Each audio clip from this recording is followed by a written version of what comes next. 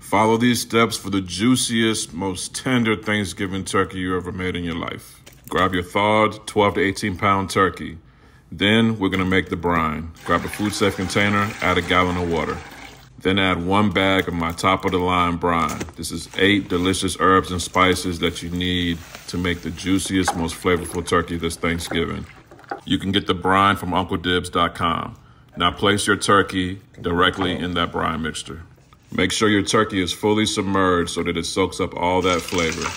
Top it off with some ice and then throw that thing in the fridge for at least 12 to 24 hours, or 1 hour per pound. Now on the big day, let's prep our veggies. I'm using some carrots, celery, and some onion. These veggies are gonna serve as the base for our delicious gravy.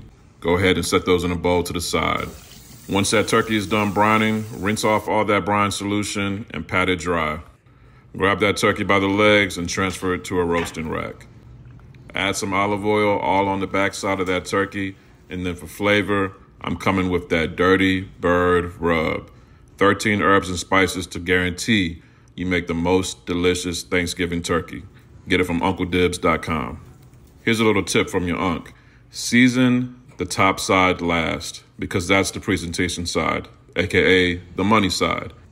That's the side everyone's gonna see when they pull out their phones and take pictures of this delicious Thanksgiving turkey that you made. Now let's lay the foundation down for this bird. Grab a roasting rack, go ahead and put your veggies in there with a little bit of olive oil. I don't know why I'm putting them in there a handful at a time. Just dump them things in there, y'all. Add a couple garlic heads, and then grab that turkey and lay it right down on top of all those veggies.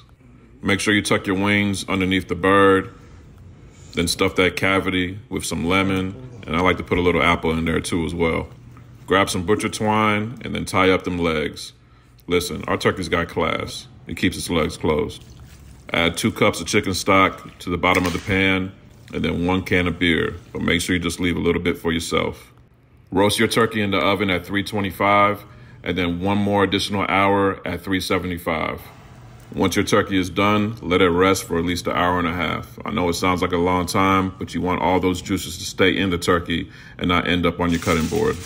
While it's resting, cover it with some foil, and then this is a great time to go ahead and make your gravy. And there it is, y'all. That's the blueprint for a delicious Thanksgiving turkey. Let Unc know in the comments which piece you're grabbing first. Is it the wing? Is it the leg? Let me know. If you need this full recipe, go to my site, UncleDibbz.com. The link is in my bio. That's good, so there.